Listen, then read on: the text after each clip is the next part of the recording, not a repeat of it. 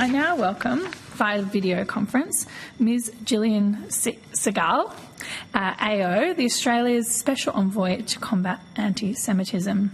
Thank you for taking the time to speak with the committee today. I understand that you are joining us from your duties overseas, and we really do appreciate you taking the time.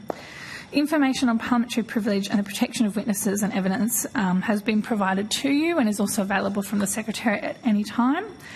For the Hansard record, can I get you to state your full name and the capacity in which you appear today? Thank you, Senator. Jillian Segal, the Australia's Special Envoy to Combat Antisemitism.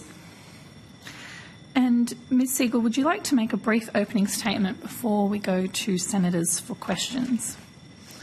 Yes, thank you so much. And thank you so much again for accommodating me. And could I also acknowledge the traditional custodians of the land in which you are meeting? I'd just like to make sort of 5 very brief points. The first, and they all set out in my submission, but just to summarise them. The first is that universities in Australia and in other Western democratic countries have a very special role. They are not ordinary institutions. They are part of the fabric of our society in educating and helping form attitudes of our future leaders. And it is very important for our democratic future, as well as for our cohesive multicultural country, that all those who wish to attend and are able to attend, and various governments have over the years been intent on increasing the number of students attending our universities. Everyone should have the right to attend and participate equally in that exercise of education and respectful dialogue. It is my view, having conducted a number of interviews, or having had my office conduct a number of interviews of students and academics from universities around the country, principally from New South Wales and Victoria, but elsewhere as well, that there is systemic embedded anti-Semitism within our university campuses. This is a very serious thing. It has happened over a period of time. It's not something that has just happened post-October 7, but it is something that I believe needs to change. And I also believe that the universities themselves and the hierarchy within those universities do not understand or appreciate the unique, embedded and normalised extent of this particular type of racism. And cultural change is therefore incredibly important and needed. The best way to bring about massive cultural change, I believe, is through a judicial inquiry or a commission of inquiry, which is why I believe the committee should make that recommendation. I have also noted in my submission, though, that there needs to be a range of other measures that universities can take, if they were so minded, to immediately try and ameliorate the problem. And I would be happy to work with them to do so, but they have to be of a mind to actually truly accept the fact that there is this embedded anti-Semitism, and they have to do something about it. Thank you very much. Thanks very much. We're going to start with questions. I can hand the call to the Deputy Chair. And then, Senator Henderson, thank you. Thank you very much, Chair. Ms Segal, good afternoon, and thank you so much for making yourself available. I note your very strong support for a judicial inquiry into anti-Semitism at Australian universities, which of course is the subject of this Senate inquiry into my private senator's bill, and I also note that my bill reflects the very important work conducted by the member for Barawa, Mr Lisa, and he has a bill on the same terms currently before the House of Representatives. Ms Segal, in your submission you state distrust amongst the Jewish community, particularly students, towards the Australian Human Rights Commission currently runs very deep due to the organisation's track record of not accepting a mainstream definition of anti-Semitism, not demonstrating an understanding of what anti-Semitism is, and not responding to anti-Semitism effectively. So can I firstly ask you about the Albanese government's approach, which is to commission the Human Rights Commission to conduct a racism study and I note, of course, that you have been critical about that approach. Thank you, Senator. Well, of course, all efforts, I suppose, in relation to measures to combat anti-Semitism are to be welcomed. But as my submission noted, I do not think that that referral to the Australian Human Rights Commission is the answer to the embedded anti-Semitism on university campuses. Firstly, I believe that anti-Semitism, and you might think that this is rather arrogant of me, but I do believe it is a special form of racism. It is different to other forms of racism, and a generalised approach in relation to tackling racism doesn't really deal with anti-Semitism. You need to have a very focused approach in relation to anti-Semitism. Secondly, as I noted, I do not believe that the Jewish community and the Jewish students and academics in particular, who are those who need to give the relevant evidence, have confidence in the Human Rights Commission. That is because of its past activities, the way in which it's conducted itself, perhaps past staff.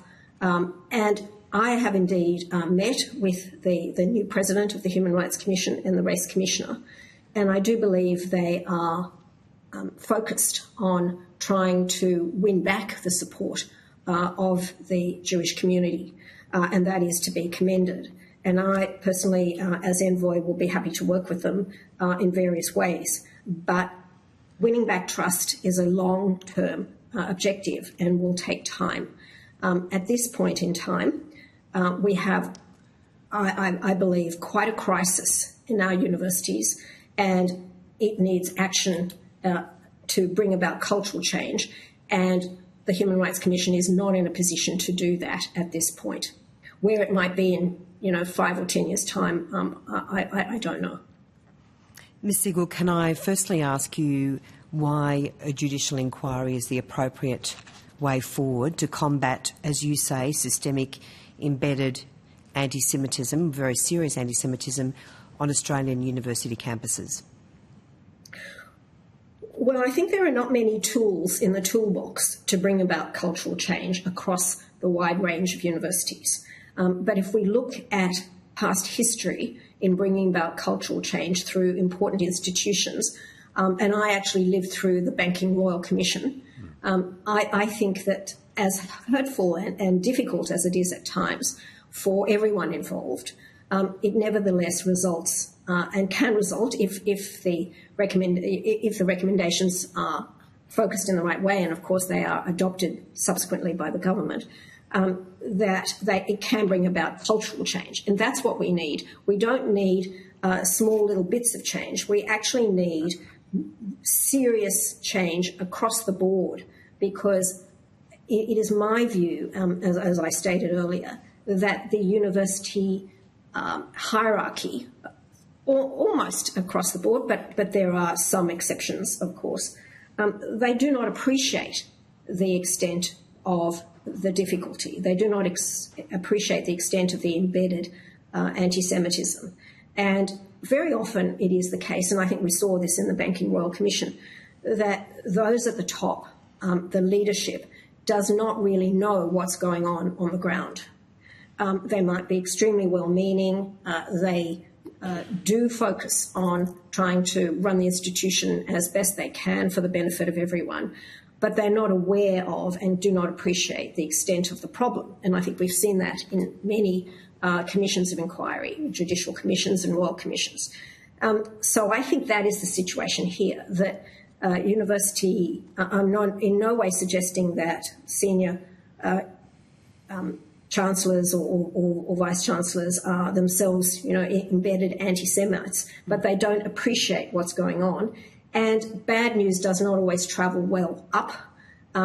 They have systems in place for ensuring that things are dealt with, and they are really not aware of the extent of the embedded seriousness of anti-Semitism. So I think some of that will come out in a judicial commission, where students can give evidence confidently and in private, where there can be documents and ways in which the university has dealt with situations revealed through the compulsory powers that a judicial commission would have, and where there can also be an examination of other influences, outside influences on university campuses. And the whole picture can be looked at in great detail, including in confidence, and that hopefully will then bring about a exposure of the situation and a revelation to those who lead our universities as to the extent of the problem.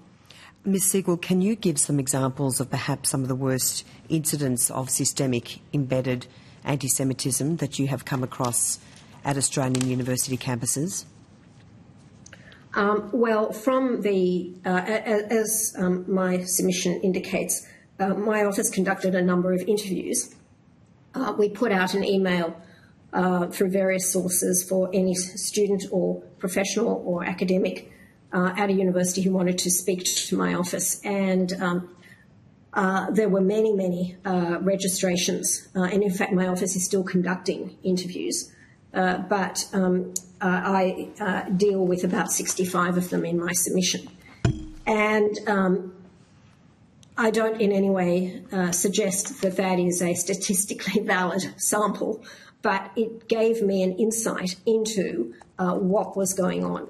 And to give you some examples, a number of students who were not, for example, undertaking a course to do with Israel, what we're doing quite, different areas of study, found themselves being asked what because the lecturer and other students in the class knew they were Jewish, they were being asked their opinion about Israel and having to defend Israel, which had nothing to do with their course of study. Similarly, excuse me, some of those students were, in fact, not necessarily very knowledgeable or very engaged with Israel, and yet they were still being expected to defend this nation of Israel. So it's almost as, and then the lecturer to others taunted them, you are Jewish, surely you should defend Israel. That kind of singling out people just because of their identity of being Jewish, even though it might have had nothing to do with the argument or the issue that was being discussed in the seminar. And that is, focused, pointed anti-Semitism, making an individual student feel harassed, uncomfortable, alone, and then suggesting when they complain that they were being dealt with in this way, that they study from home. And I do think that is probably one of the most consistent comments that we received, that Jewish students, and particularly Israeli Jewish students, should not come to university. They should study, doing their entire degree from home. Ms Segal, I'm going to make my questions as brief as I can because I know the Chair will want to share the call. I just want to raise the issue of many submissions the inquiry has received that are confidential, which I think speaks to the level of concern amongst the Jewish community about people coming forward and identifying themselves. How do you think a judicial inquiry would better encourage people to come forward and really get to the heart of how we fix anti-Semitism on university campuses? Well, thank you, Senator. I think that a judicial inquiry will give those individuals the confidence to be able to give their testimony, the sort of testimony that they've given me. I have been surprised at the fact that my office has been so keenly sought after by so many students wanting to give their testimony. And it's obviously been a very pent-up time where they felt that they could not complain to universities. The systems for dealing with complaints were inadequate. They felt that where someone has complained, it's not been dealt with appropriately. I think a significant number felt that there have been completely inadequate approaches and opportunities afforded them by the structures that exist today. So they've come to me as a trusted source, and I think they would see a judicial inquiry similarly as a trusted source where they could give evidence. Or there could be the opportunity for, if there were some individuals who were not able to go through the process of giving evidence again, they might give me permission to hand over the evidence that they've given me to a judicial inquiry. I might say that many of the students are suffering from emotional trauma and are in need of counselling. And indeed, I have put some of them in touch with counselling services because I think there's an underappreciation of the seriousness in which the anti-Semitism that they've been subjected to and the way that it's been dealt with has affected them and their mental well-being, and many of them are also in the hands of medical staff.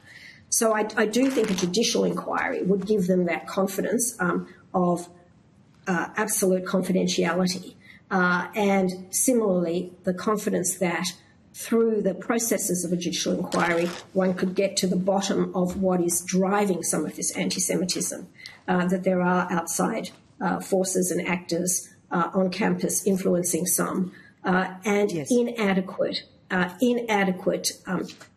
focus at the senior levels in stamping this out, because right, anti-Semitism, is very embedded, and so it needs very strong action in order to root it out. Ms Segal, I just want to refer to the University of Sydney Vice-Chancellor Mark Scott at the New South Wales budget estimates. He defended his record tackling anti-Semitism. He actually made the comment that it was very complex to balance the university's dual commitments between academic freedom and safety and well-being. Now, we know Professor Scott did not act, even though there were members of the extremist group Hitzbat Tahrir on the university campus. So what do you say to that sort of argument? Because I would put it to you that universities like Sydney are in denial about the seriousness of the situation, as you've said more generally. And can you comment on that decision to allow those extremists to remain on campus? Well, obviously, as I mentioned, having outside actors, extremists and others on campus is part of the problem, because it's not actually a safe place, therefore, for all students to speak up and engage in freedom of speech and vigorous debate, which is no one is questioning the importance of that to the nature of universities. But it has on various campuses, and Sydney is one example where the students have commented as such. There are outside influences, and I personally do not see the fact that they should be tolerated as part of our freedom of speech. Freedom of speech exists to allow on university campuses vibrant debate, helping young people and academics engage in the best of what democracy has to offer. But the outside influences, I think, are determined to skew that debate only in one direction, and that is focused very much on anti-Jewish or Jewish hatred. And that is what we're talking about, is trying to stop that embedded anti-Semitism. And I do think that the experience that we are seeing now overseas, where I'm sure Mark Scott will be open to also looking at, is indicating a realisation by universities that they have to take a stronger stance, that balancing freedom of speech and racial hatred has become skewed in favour of racial hatred, and they need to restore the balance. No one is criticising the need, of course, to balance freedom of speech with the issues we are seeing, but they have not managed to do that balance, I think, in Australia.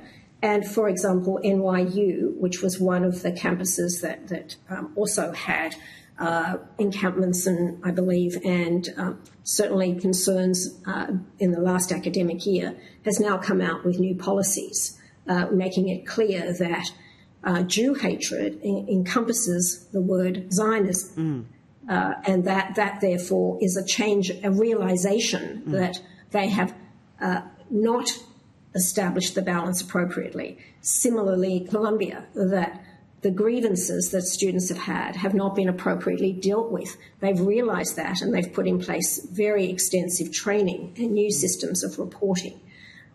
Similarly, new policies have been established in California. So I think that there's a realisation overseas, growingly, that the balance has not been correct, and that's what I think needs to happen here in Australia. I just want to return... Just one more question, Senator, and I'll share the call. Thank you very much, Chair. I just want to return to the concerns you've raised about the Human Rights Commission and the government's decision to engage them to conduct this so-called racism study, which I have described as being woefully inadequate.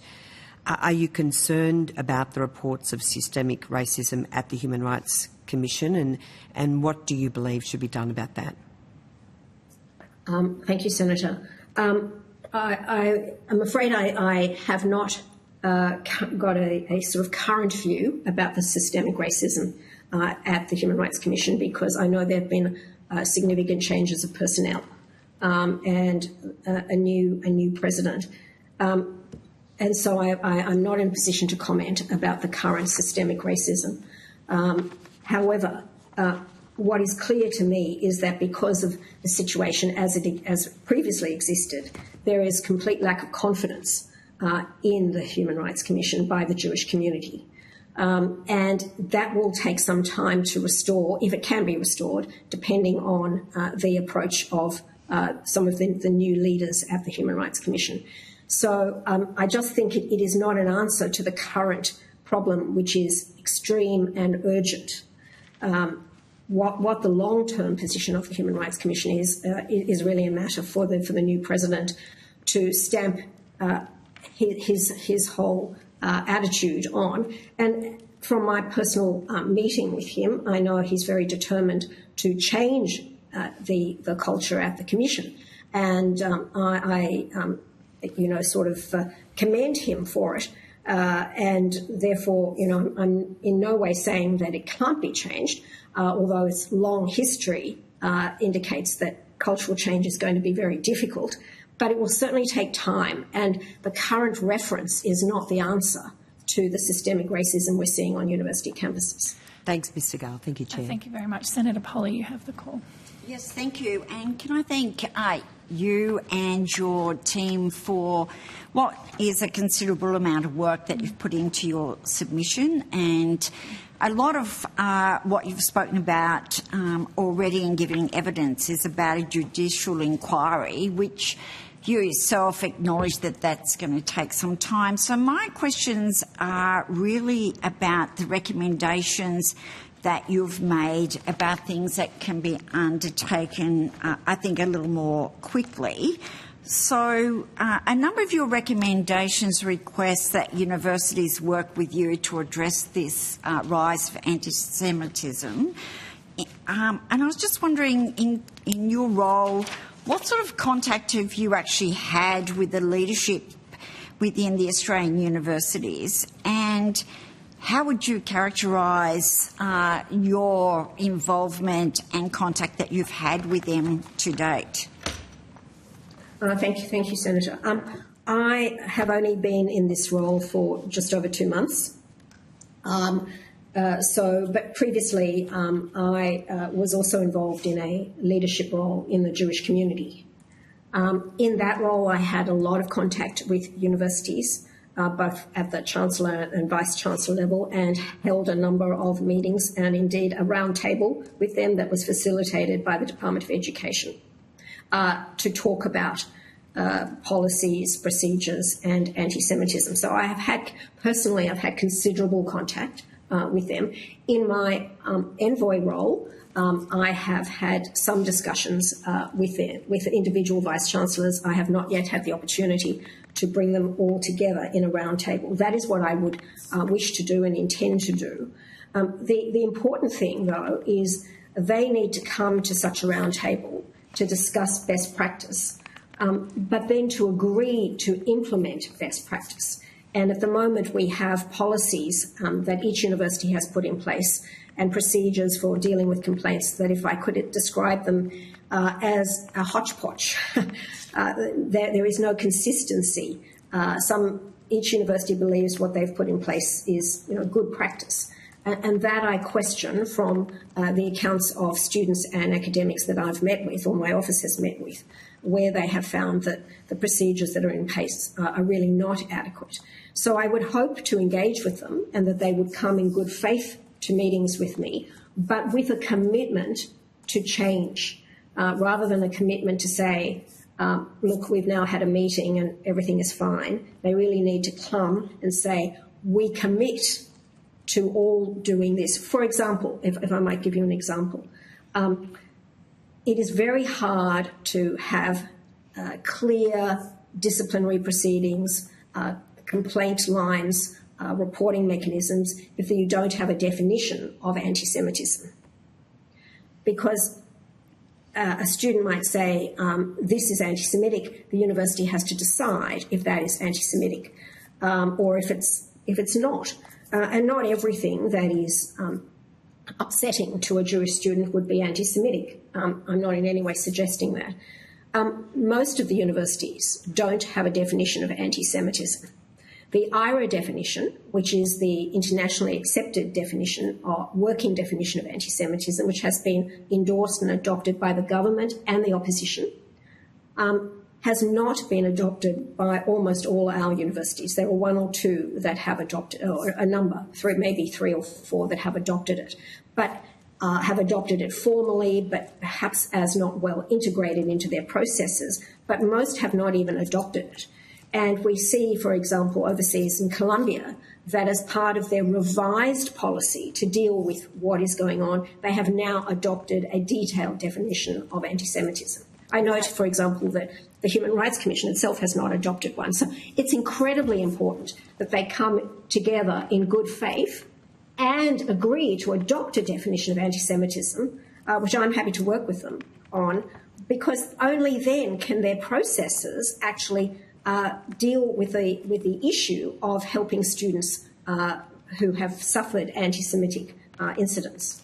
So with the findings that you've contained in your submission, to the universities that you have spoken to in relation to them, what were their responses?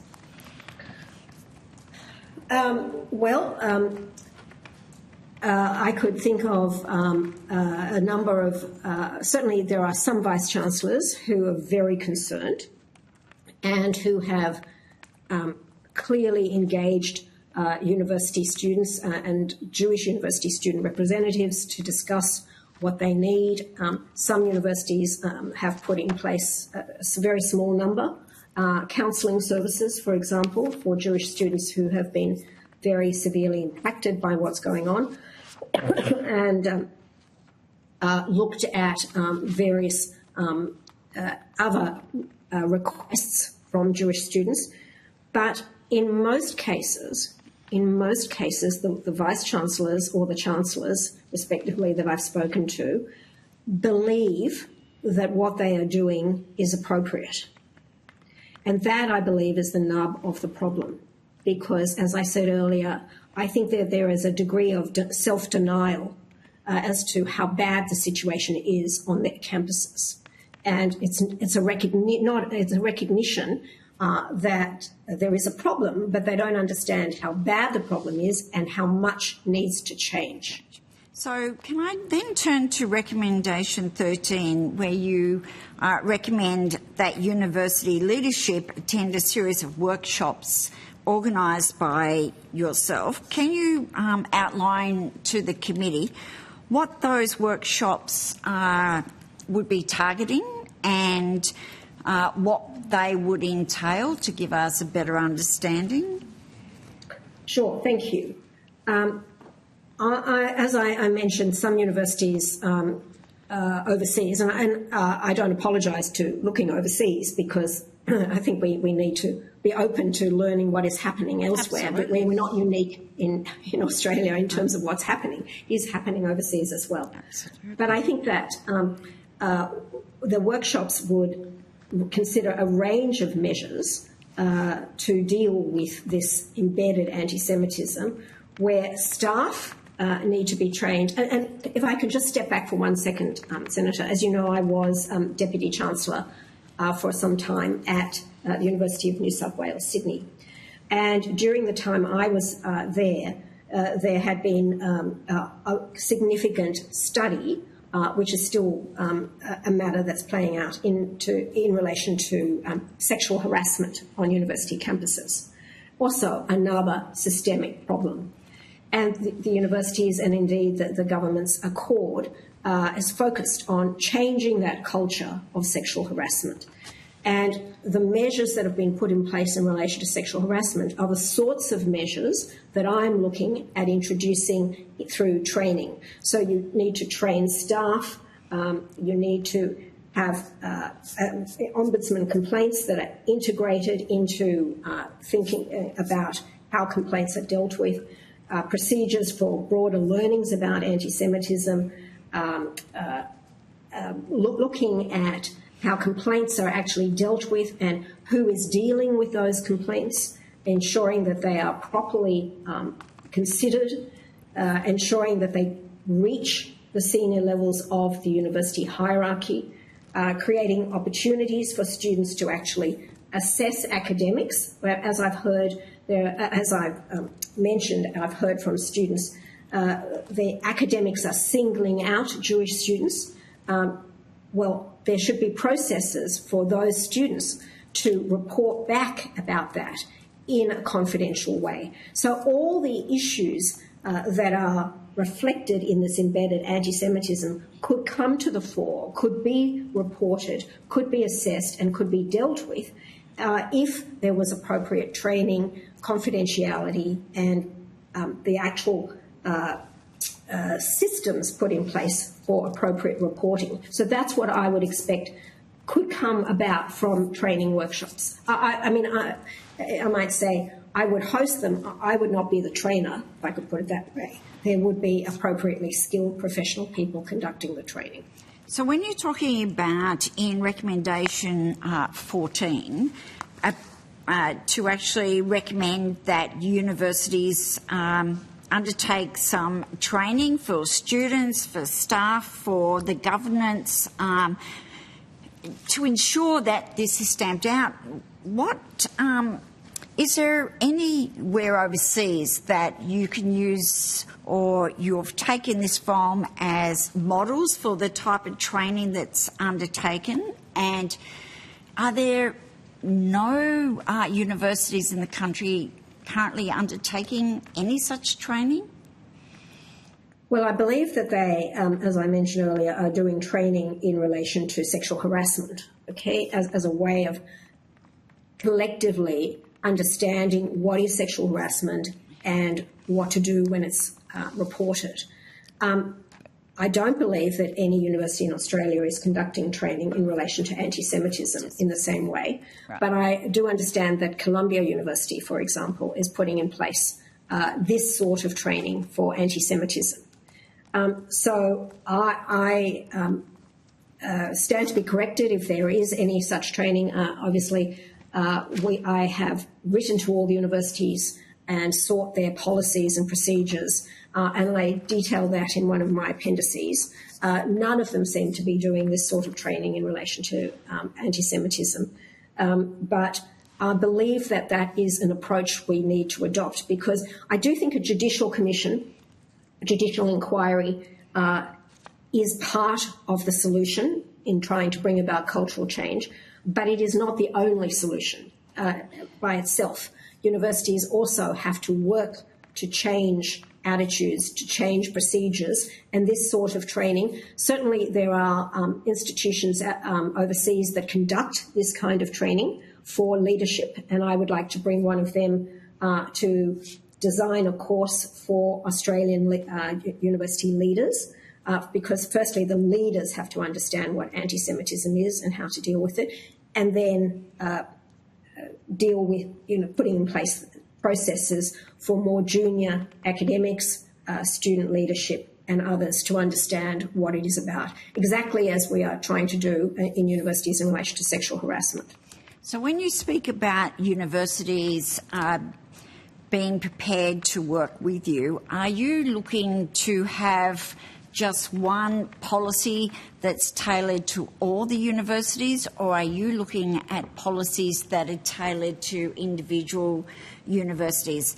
Bearing in mind that you need to have a basic understanding of what Semitism is and a definition, I take that. But are you looking then for universities to work collectively to have one size fit each university, or are you looking at universities, depending on where they are and their cohort of students, having different policies tailored to them? Thank you, Senator. I think that's a very perceptive question.